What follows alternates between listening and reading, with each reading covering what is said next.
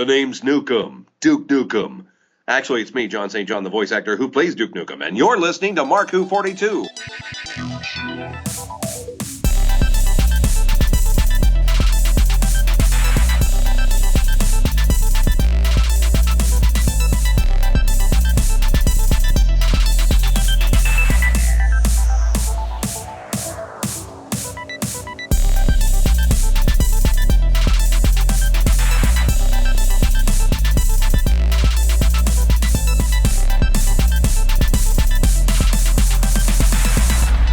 Welcome to Mark Who 42 here on Subspace Radio and all around the interweb thingy.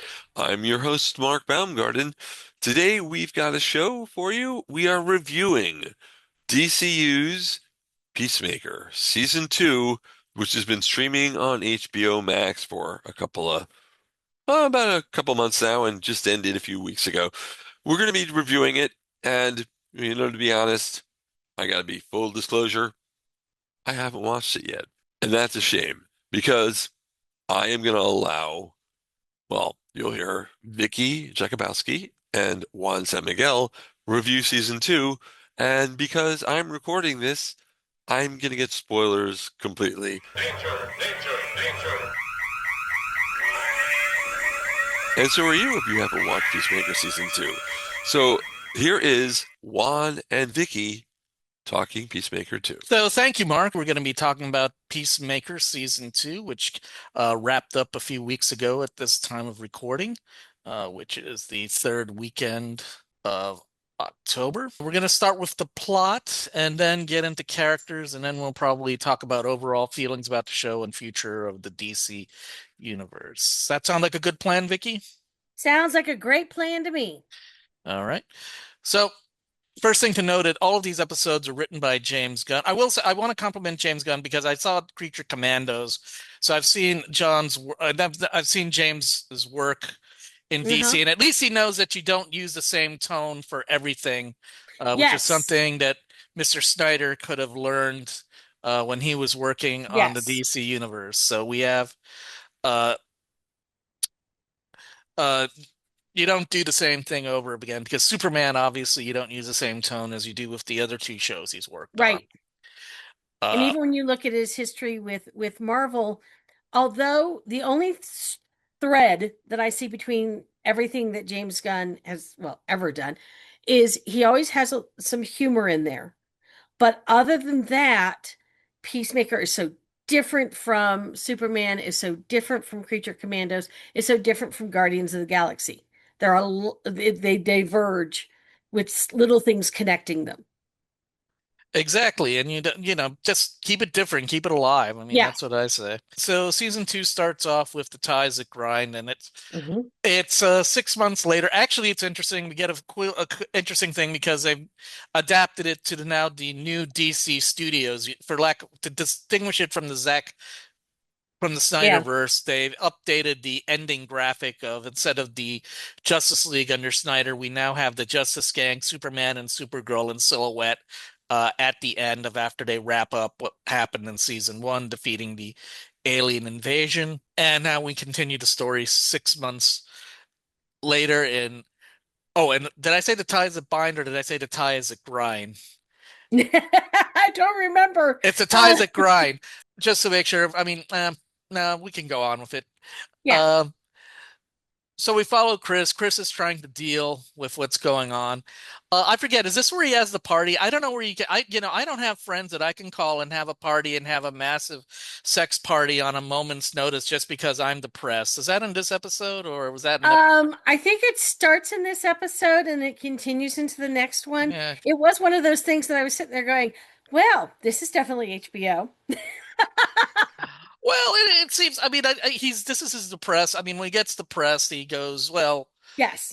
The thing is, he goes on a drug-fueled sex rampage. Well, I don't even think he's indulging in sex. He just invites all his friends. That's true. He's taking some hits on the And he's sitting there very depressed during the whole time. Yeah. So and then at some point, he walks into the. We don't know at this point how his father has a doorway to a parallel or a doorway to some type of expanded universe. I mean, it's later called the quantum unfolding chamber, and it's really, I and it's love actually that. a great set. You say that you find out, you see that this thing is vast. Although he knows it exists because he lets Eagly fly in there for exercise. Yes. So, and it's vast. I mean, it's an incredible thing, and there's an alien who just does alien things, and we don't know what's going on. Yeah, I love And that alien. Although and I then he, disagree with burning the kitty cat. oh God, I forgot about that part. No, it's a good thing. I have a friend who would be offended at that. My friend was really kind of like icky, had some issues with Flo, although she uh, liked it in the end. But well, that's a long story in itself. But at the end of this episode, he goes into a universe where his brother, his brother and father are still alive, yep. and everything seems to be hunky dory. Their life And appears to be perfect. It's the life he always wanted. Um, and then he gets attacked by his counterpart. yeah, that was great. And gets attacked, and then he kills off his counterpart, and then that's what he wanted deals off. And we go into the next episode, which is You a know, if it was man. anything other than Peacemaker, I would say there were deeper meanings behind the killing oneself. Yeah. No, they set it up so he can, they set it Yes. up so he's got to defend himself. So the fight makes sense. I mean, this, his counterpart attacks him and just Yes. goes nuts, and he loses control of the fight in the sense that he didn't want to kill him, but unfortunately, Kind of Chris's had no luck. choice at that point. Yeah. So we kind of go into the next episode. I don't think we continue directly from there because I think he's still got to take care of the body. But we find out that he's being He takes care of the monitored. body in episode 2. Okay. Yeah, with Adrian Chase, aka the vigilante, he takes Yep. care of the body. But also we find out he's being monitored by Economos, uh, and Flag At the request of. right at the request of Flag Senior, who's I don't know at this point. And again, the episodes kind of blend in, so I don't know if he's had a chance to look at the files of what happened in the Suicide Squad Not at quite this point. yet, but he knew in his heart of hearts that Peacemaker was responsible. And Flag Senior replaces Waller because Waller's now in, you know, I don't know, where the hell is she? In Well, jail? she's probably being investigated. I mean, she's no longer the head of Argus now. Definitely not. Yes. Rick Flag is, and well, Economos. We get this agent, Langston Fleury, who's kind Oh, of an I know. obnoxious guy, and he's got all the stuff he's doing is harassment. I mean, you could report him to HR for what he's doing. I mean, harassment isn't just the obviously sexual harassment. Oh no, no. if you're It's in a any full big, hostile work environment going on there. if you're in a big company, you're going to get these lectures at least once every year on what is acceptable and giving somebody Yes. nicknames is not going to work out. Uh-huh. So and I said, so after they dispose of Barty, I think they go and have a party with the 11th Street Kids, which is what the group from the Yes. first movie, excuse me, from the first TV show called themselves. And they have a party to, celebrate. And at this time, have we seen Hardcore in a bar at this point? Maybe? Okay. Hardcore can't get a Yeah, you're job right. I can't because, remember what happened in what episode right now. yeah, because it all kind of It blends in. smushes together and it jumps around in time. Right. So, I mean, Hardcore is having a hard time getting a job, and Chris is trying to find out Yes. whether she has a relationship. And, because it seems like the other world is pretty good, so he decides um I think he's trying to contact her through the phone of he uses his counterpart's phone to contact her. And so we then go with another Rick up my sleeve, which is the third episode, where he goes to the other universe to see Hardcore in the other universe at Argus headquarters, where Flag Jr. is alive and dating Hardcore and is seemingly more goofier than the other. Yes. And so Chris Smith, our protagonist, is trying to, establish a relationship Yes. with this Hardcore and see what's happening, and at the same time do some superheroing at at the same time. and things seem to be going okay. Although we find out after leaving the universe, he finds out that a team is mobilized to investigate the Yeah. house because the house is setting off vibes because he's got a dimensional portal, which is Yep. tied into Superman because obviously that almost destroyed Metropolis, and we don't want city Right. destroying devices happening everywhere. Anything up to the third episode that you want to say? No, I think you've got it pretty well covered. Okay. Because now we get into the chase scene.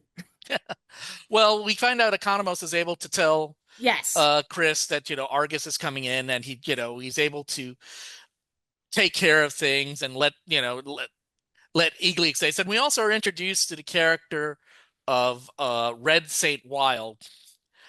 I'll be honest, one of my things, and I'm not saying that I'm still trying to process what is cultural appropriation and when is it trying to understand it.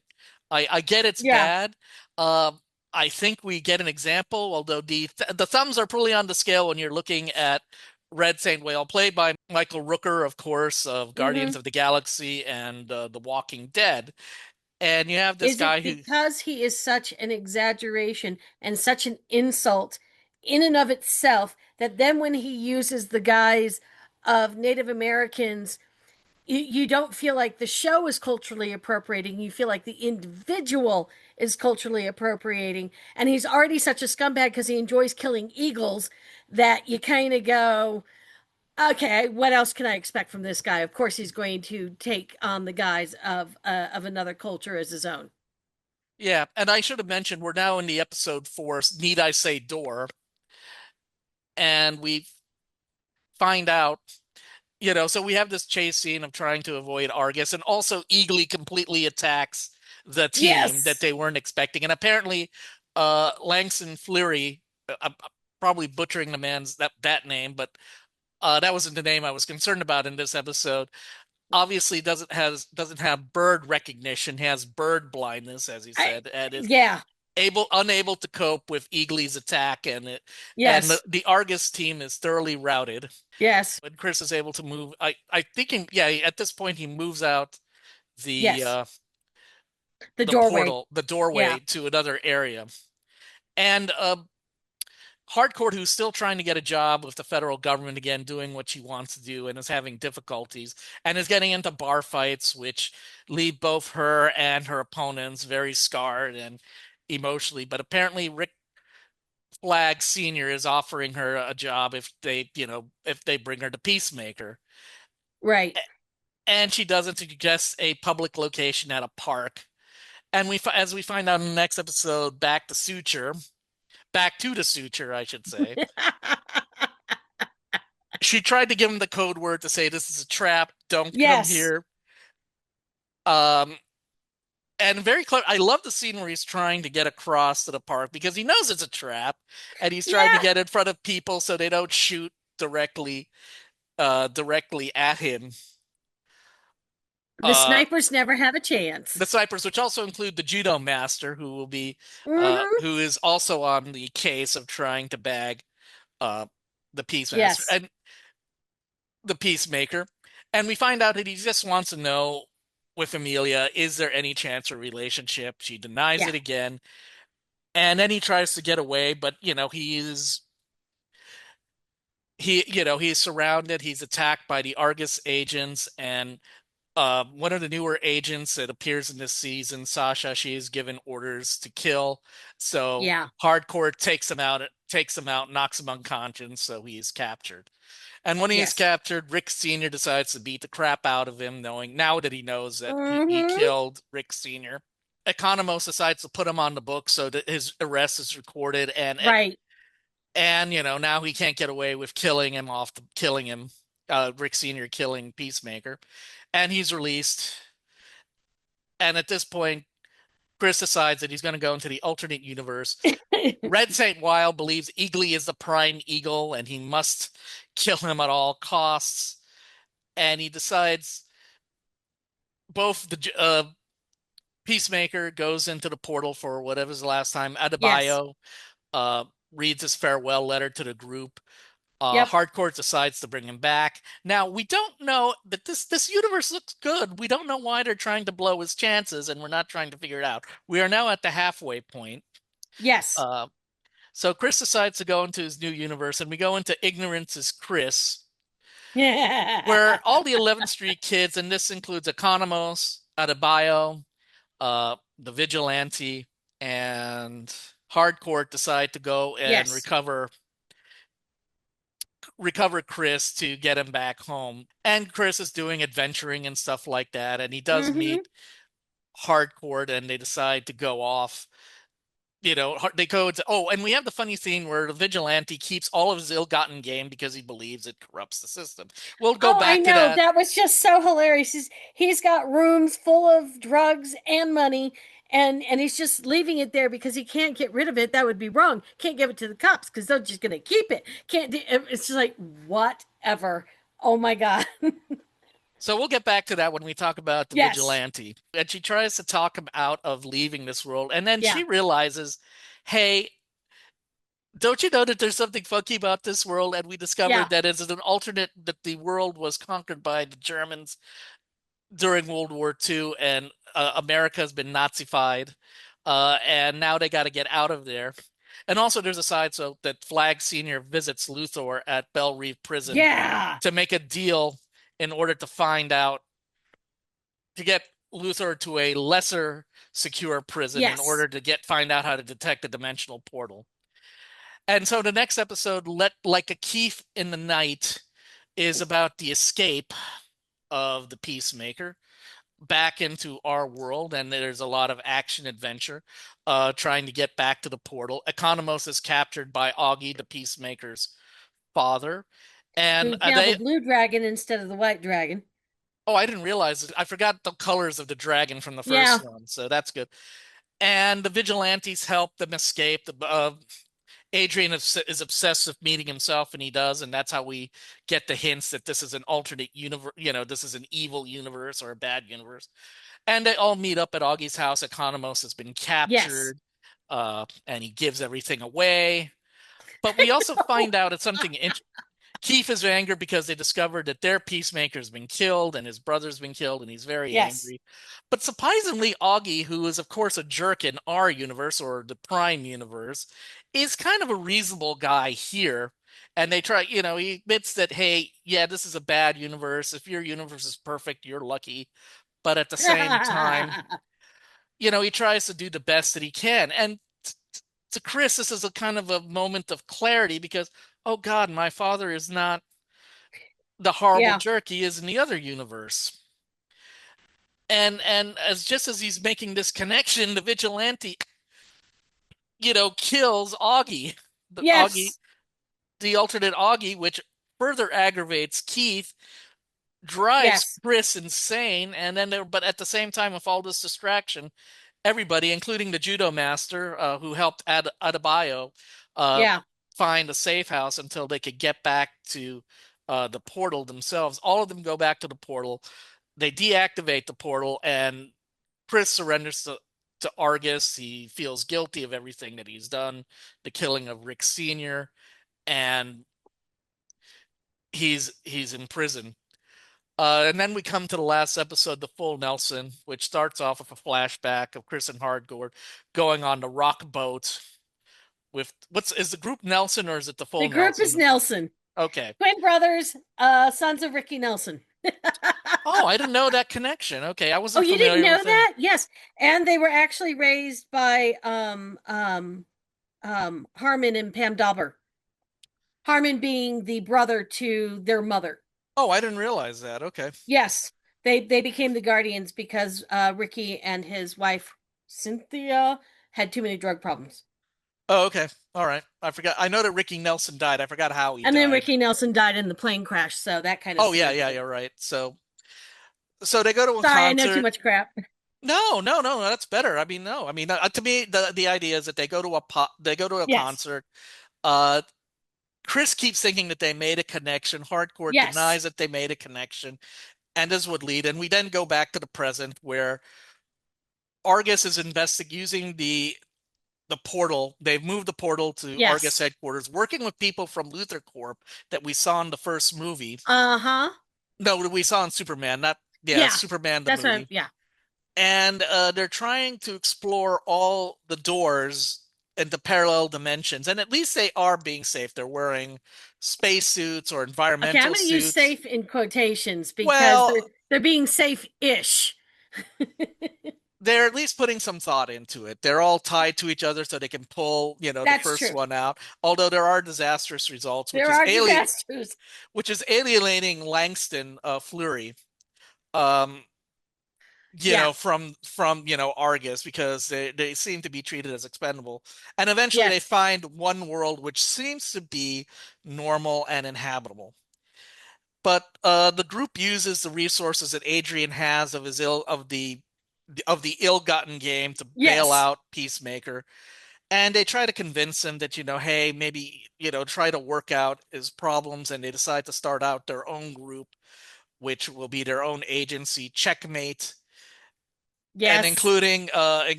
including Sasha, who's also been alienated uh, from Argus in the way that they were exploring for alternate worlds. And everything seems to be going great for Chris, except he's kidnapped by uh, Flag and Argus and exiled to the new world, which is called Salvation, and that's how we end the series. Yes. And he says, and this one is for Junior.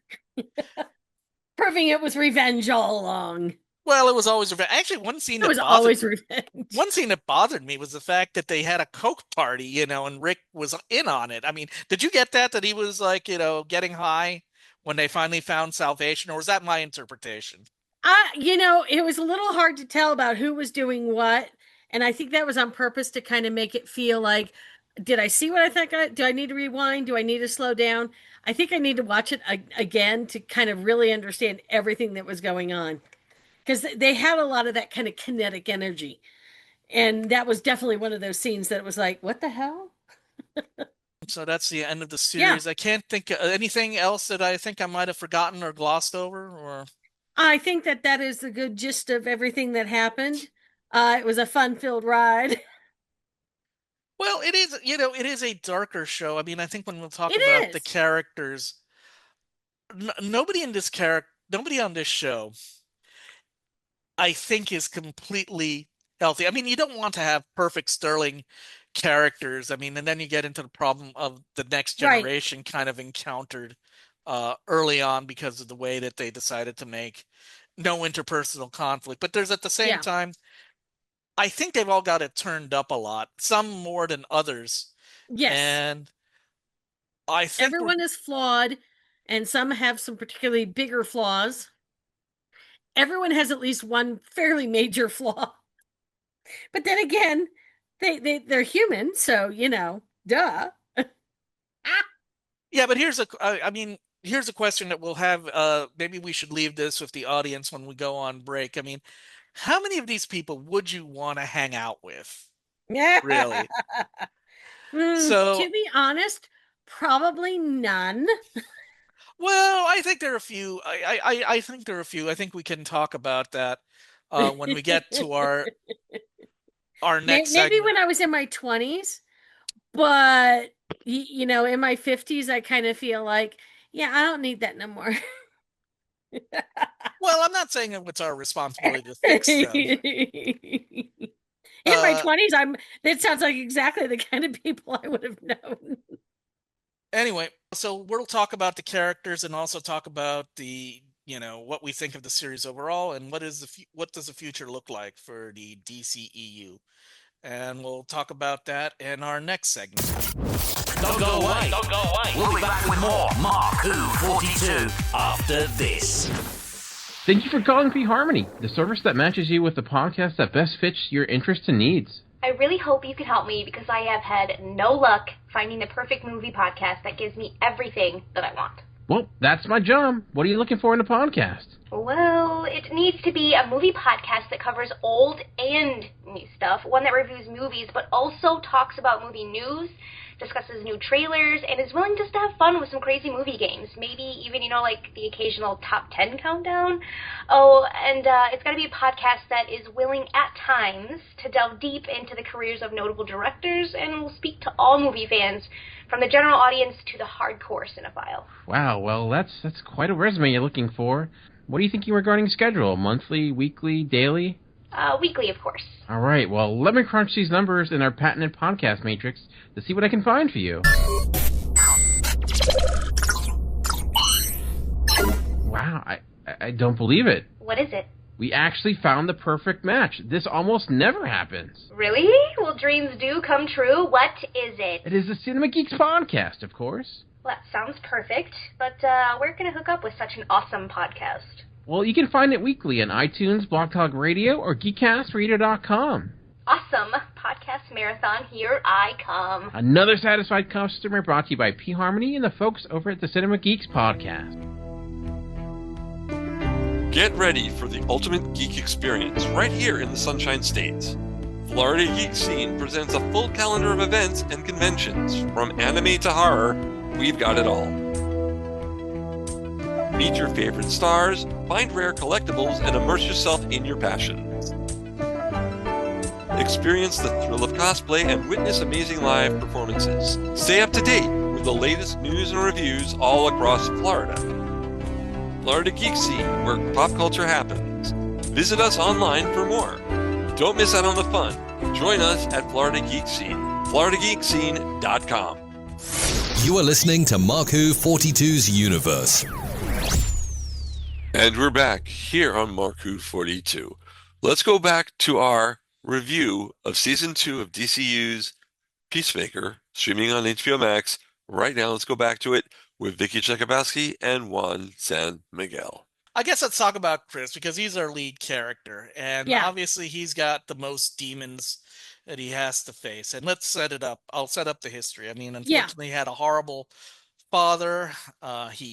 His father, for some reason, like putting his sons into fist fights in their pre-teens, and he accidentally kills Keith, and it goes down from there. And obviously he's not the greatest superhero. Somehow he ends up in the Suicide Squad, and apparently the Suicide Squad movie, at least the one that James Gunn wrote, is still in this new canon that we have in DC Studios. And of course we have all the issues that we saw in the first season where he's trying to be, and I forgot, and also he is trying to become a legitimate superhero. I forgot about he is. Part. He very much wants to be. He wants to be in the Justice Gang. He wants to be better than Superman. And that interview for the Justice Gang, which kind of opens up most of the series too, is hilarious. And it's weird seeing Peacemaker basically be so polite, even though he can hear everything they're saying. And he's got this weird polite streak, even though he's violent. And it's not till the very end he says, "Y'all know I can hear everything, right?" Yeah, no, that was a joke. That they were. And the thing is, actually, that character who runs out, I think that is a minor character in the DC in the DC comics. I forget the name. I think actually a podcast that I followed talked about her in the issue. So they're dealing. We find out that he tries to join the Justice Gang. Yep. And that doesn't work out. And, he's trying to make a connection with Amelia. Yes. Do you think he realizes that Amelia is going through a lot, too? Do you think he's sensitive to her problems right now? No. Okay. And he struggles with empathy. He thinks he understands empathy, but he very clearly, it's so obvious in both series that he has a hard time looking outside of him. It's kind of like when he kills Rick Flag Jr. in the Suicide Squad, he's following orders. And in his little bubble, he's making the right choices. And he does that kind of throughout. And he is really much oblivious to the pain that any of the other characters are going through. he seems to warm up a little bit towards the end of this series. Um, but I mean, let's just be honest. Peacemaker's a narcissist. Really? Okay. To me, Yes, unfortunately, I think you need to. I guess I need more. I mean, he's not a blatant narcissist like some other narcissists I can think true. of. Um, He does try. He just doesn't do a very good job about empathizing. He because it's like his discussion with Harcourt in the park is all about, now I just gotta know, did we have a moment? He doesn't care. He doesn't care if he gets arrested. He doesn't care if they come at him with guns. He's just like, I just gotta know, did we have a moment? And you wanted to smack him. well, I kind of felt sympathy because that was his decision. He was using that to make his decision whether he should go to the universe, which most of the Yeah, audience, I don't think, let's be honest. Unfortunately, we didn't see the obvious sign that we didn't get before episode 5 of right. what was wrong with this universe. I mean, and to be honest, they laid the clues that there were only Caucasians, Yes. there were only white extras, and unfortunately, that is due to our prejudice. I mean, and I feel bad Because we already get that. You look at most TV shows, and it's interesting. It's kind of like you know what, you watch a show set in New York, and everyone's Caucasian.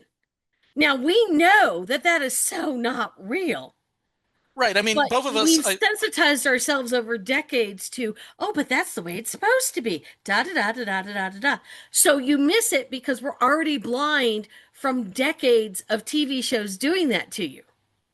Yeah, but I It think was subversive. It was I will. great.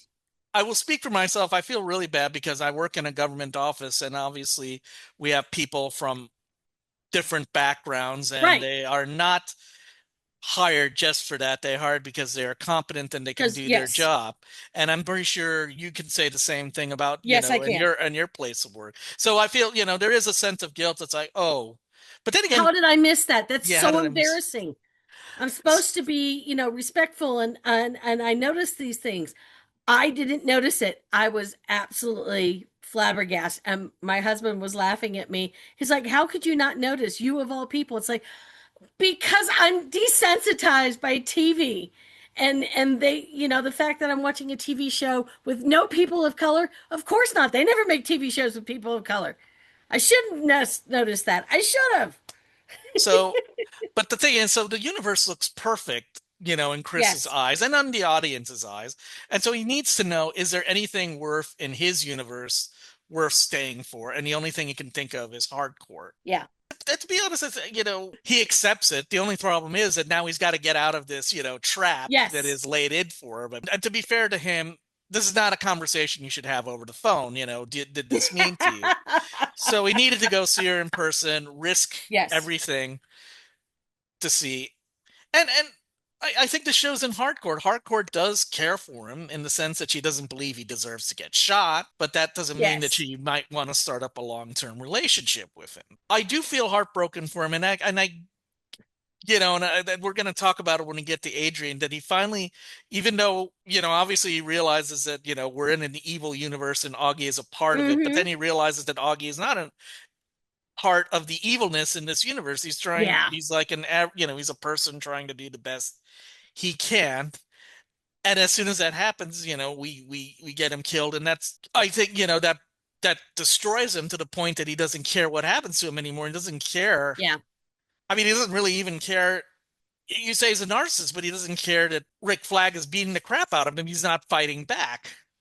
And he's not fighting No. back when he gets arrested. It's like, I deserve to be in prison, and, let me deal with that, even though I guess, Adebayo and the others kind of point out, hey, no, you're not this horrible person, or at least you're not as horrible as you think you are. We think you're He's definitely not redeemable. as horrible as he thinks he is. At this point, he's convinced himself that he is horrible in every which way or form, and he deserves whatever punishment the universe gives him.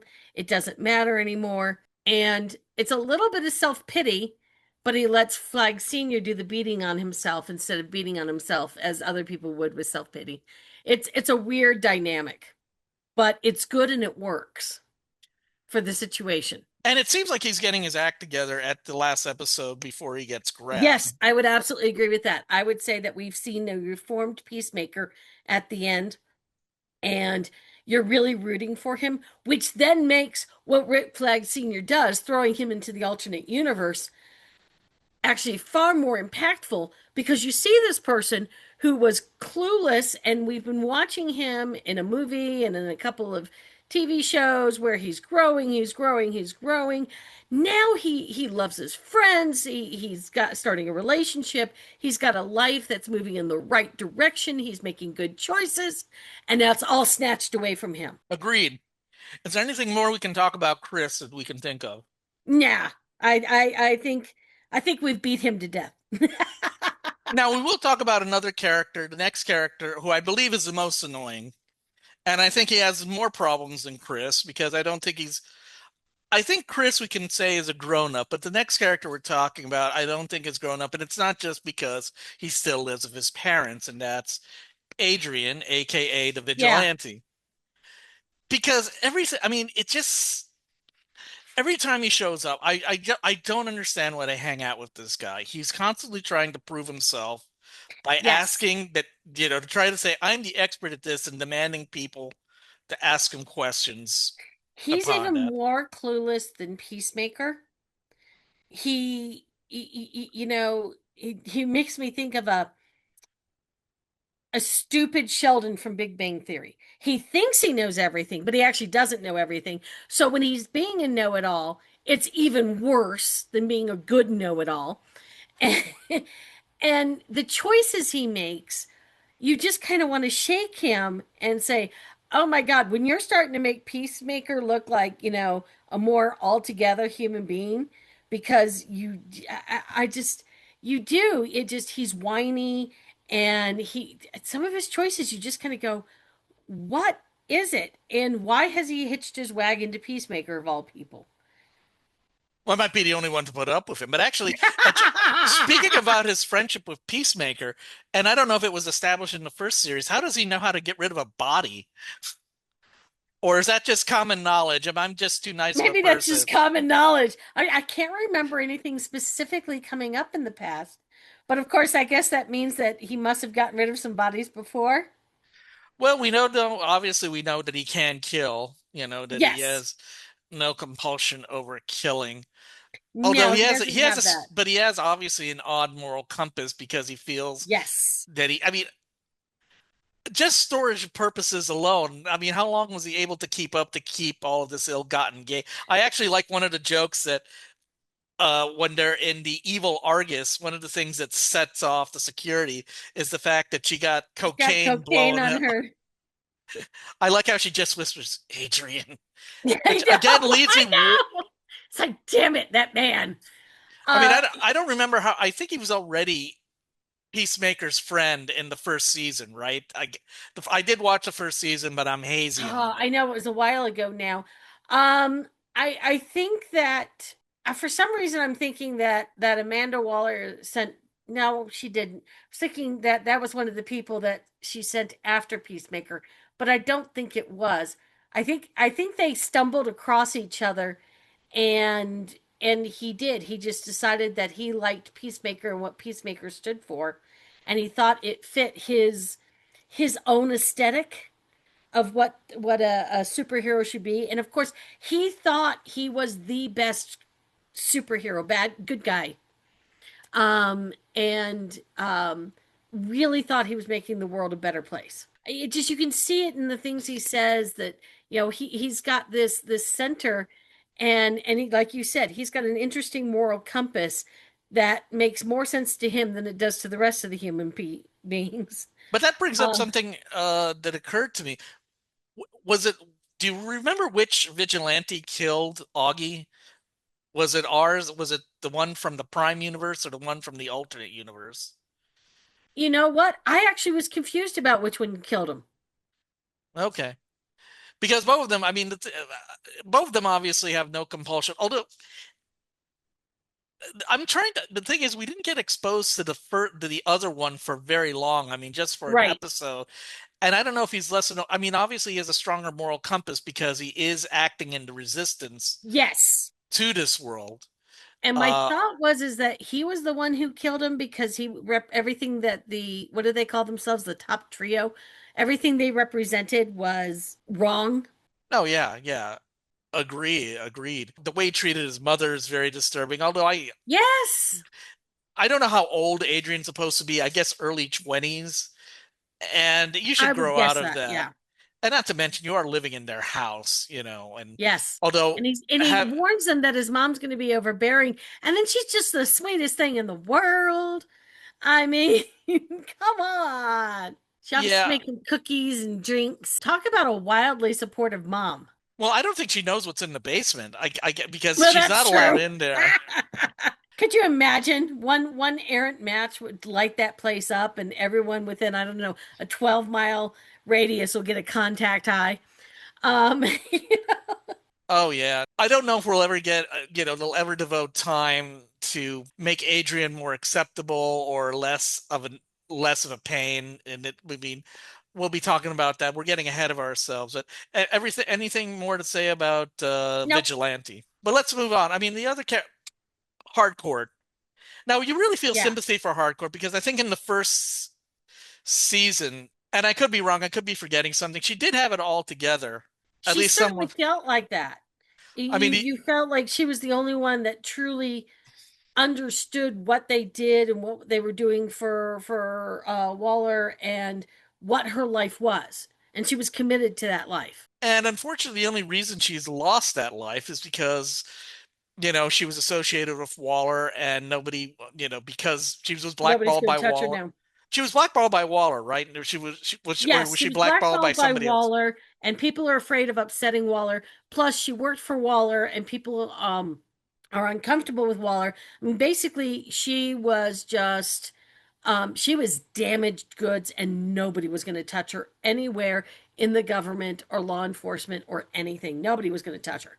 Nobody wanted her. Except for Rick, but I think Rick will probably be our next person to talk about.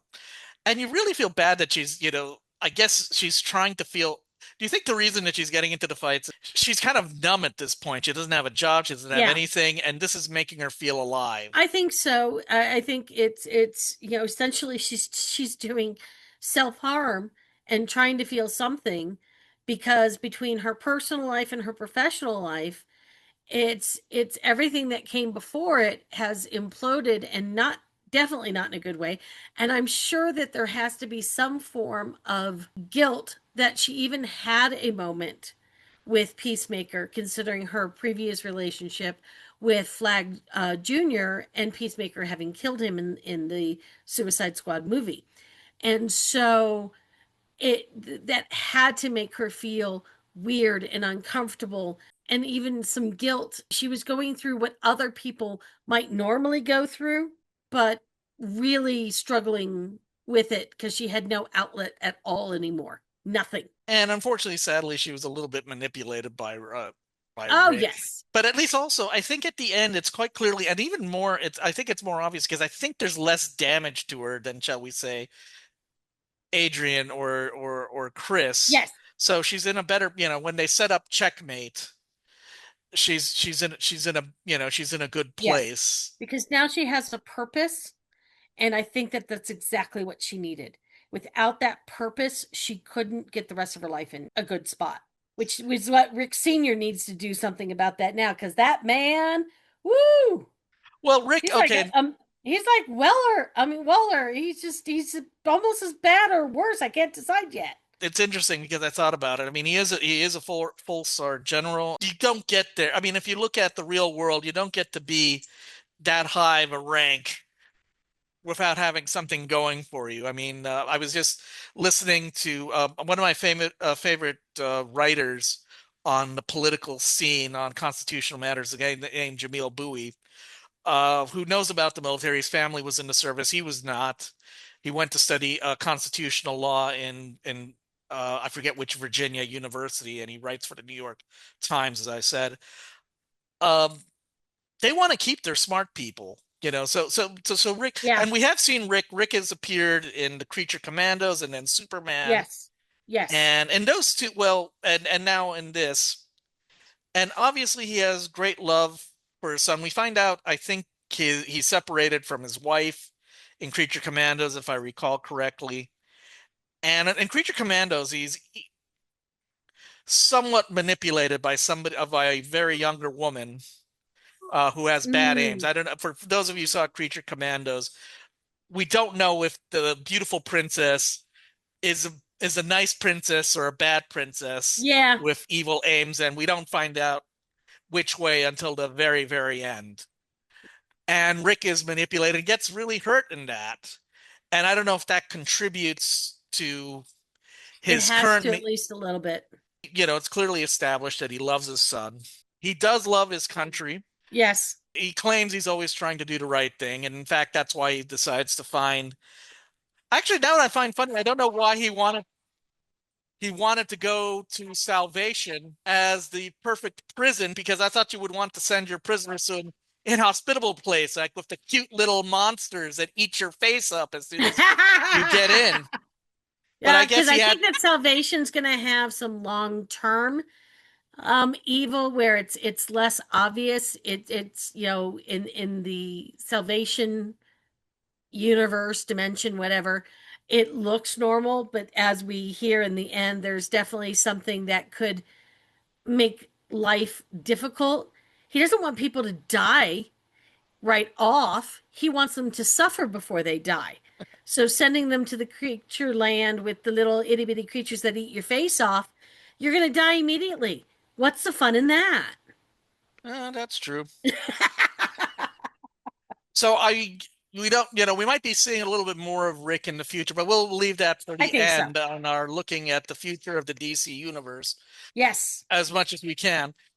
Now, the only other two characters that I think we can talk about is Adebayo and Economos. Let's talk about Economos because he's more or less a normal guy, except he cannot. Yeah. He's not. Unfortunately, he's a coward. He doesn't respond well under pressure. Yeah, and he wants to keep his job. He wants to keep his job. I do admire him, even though it is a vulgar thing that he does. I want to make that quite clear. When he spits at Flurry. Yes. Because he's tired of his nickname. I forgot what his nickname was, but Flurry likes giving everybody a dumb nickname, whether they like it or not, and he fights back. That is the one good thing about him. Now, Adebayo's only problem is that she and her girlfriend did not agree on what their future should be. She wants to remain in the spy business. She accepts it. They accept it. Yeah. And you feel they bad. Both needed to be happy. And you both feel bad for her when she keeps going to blind alleys of trying to get her business started. Yes. Overall, I think the series did what it was said to do. It was a continuation. It was, continuation of the Peacemaker. I think he did grow a little bit. I mean, I think he grew significantly. I think we'll find the impact in whatever future project the Peacemaker is in, because I think there are plans within plans. What is your final assessment of the series? I laughed a lot. It was enjoyable entertainment, which is what I think these things should be. And I think that now, of course, we wait to see what actually comes of this, but it looks like it's setting up the next series of movies and whatever else Gunn has in store for the DC, because we know that Salvation's going to come up again. So we'll see what happened to Peacemaker. We know that Rick Flag Sr. will be back. Any of these other characters, we don't know for sure yet, but we've got the setup for the next movie, which may or may not be either Supergirl or the next Superman installment. I'm not quite sure which one's coming out first. Well, I can tell you that, at least maybe in a broad year change, because at this time of, as I said, we're recording this on October 19th, and what's on the books, at least according to Wikipedia, is Supergirl and Clayface are going to come out next year. Nice. And next year also will be a Lanterns TV show. Now, this is in what we call the DC universe. Right now, the DC media portion is going to be under DC Studios, which has that cool animation of the Schuster Superman breaking his chains and seeing the 70s and 80s DC logo. And so that is now the imprint of DC Studios, and that's what we're dealing with, and that's what Gunn is running right now. Nice. So I will say that Supergirl is going to be based on Supergirl, The World of Tomorrow, which you can find at good bookstores and libraries everywhere. I think I read it in the library before it got nominated for the Hugo. I think I nominated it for the Hugo. And real quick, the short story is Supergirl with Crypto goes around looking around, meet a woman who's on a revenge quest, and they decide to help her and hopefully find a better solution than what the path she is on, or at least that's it. As I said, read the comic. I was so glad that they were going to do that because I really liked that comic. And it was a finalist for the Hugo. Sadly did not win, but it was up there. And then Clayface, all I know is it's going to be based on the Matt Hagen shapeshifter Clayface. And it's going to be a body horror story, according to Wikipedia. Which kind of makes sense because the story of Clayface itself is, I mean, you just think about it and it lends itself very nicely to a body horror type movie or TV show. Just does. And also the Lanterns TV show, which will probably be on HBO Max, is probably, yeah, is going to be with Hal Jordan, and he's going to be with a new recruit, John Stewart, and they're going to investigate a murder in Nebraska, which leads them to darker mysteries and reckonings. Again, quoting from Wikipedia. And I think we have Nathan Fillion come back at least partially in that series, because I heard he will be in the series. So his version of Green Lantern will be there too, at least a little bit. The comic relief. Guy Gardner was named after a fan named Guy Lillian, who sadly recently passed away. I got to meet Guy a few times. I would call him a casual Worldcon friend. He was an attorney in the New Orleans area. He retired to Florida. I would see him every now and then. I would see him at Worldcon. He was nominated for the best fanzine Hugo. I'd have to check if he was nominated for best fan writer. But he was a nice guy. He was a big comic fan. I think he was a letter hack. He was just a nice guy. I mean, I would read. He actually gave me some nice compliments on my fan writing because he used to do nice. He used to do a fanzine about other people's fanzine, kind of like a fanzine digest. Or I should say, his full name is Guy Lillian III, and he was nominated for best fan writer. And that was his great connection to the DC universe, and he was always thankful for that. He also had some very interesting fanzine stories, like he got to meet, oh God, I forgot which one of the Manson murderers he got to meet and talk to her as an attorney. It was one of the women. So he was an interesting guy and slightly connected to what we were talking about today. So right now there is nothing on the books for the future of Peacemaker, although who knows? There might be an overlap with any of these shows, particularly the more spacey shows. I mean, they have said that they are going to do a Superman sequel, Superman Man of Tomorrow, which I think is based on something. Don't quote me on that, but it's not listed as on the books according to Wikipedia. Yeah. So we're going to see what's going to happen with that. But okay, I think the DC universe is in good hands. It's in stable hands. I mean, yes, James Gunn has done very well. And hopefully, we'll find out what's going to happen to Peacemaker at some point. It might be in somebody else's movie, or it somehow might be connected to somebody else's movie. Who knows? But I don't mind I don't mind waiting a little bit. Maybe they'll do a Checkmate show, and they just haven't told us yet. So, is there anything more we need to say about Peacemaker, the DC universe, or anything? Yeah, I think we got it. Well, I hope you enjoyed that review of Peacemaker. I learned a lot. I learned so much I might not even have to go and watch it. Well, I am still going to watch it. It's going to be great, spoilers or not. All right, I want to thank everyone for listening in. My name is Mark Baumgarten. With me were Vicky Jakubowski and Juan Sanmiguel. Before I go, I'd like to tell you that I will be at PalmCon Treasure Coast. That's at palmcon.net for more information. It is on November 8th through 9th at the Mid-Florida Event Center in Port St. Lucie, Florida. This year, I will not be running a panel. It kind of fell through at the last minute, but I will be there with Snacky Nom Nom. Snacky Nom Nom selling Asian snacks and goodies to all of you people who are there. But you know what else? There is a Doctor Who element. I will be selling copies of Fantastic, A Celebration of Fans Discovering Doctor Who, which has been published by Zeppo Publishing. I'll be selling a few copies of that.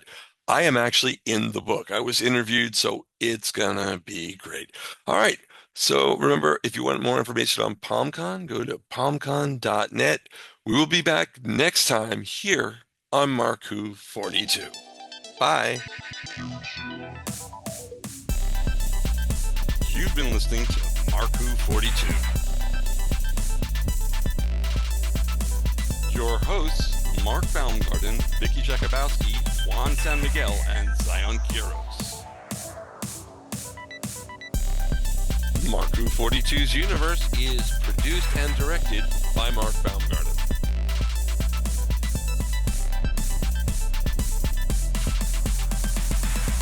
Copyright 2025.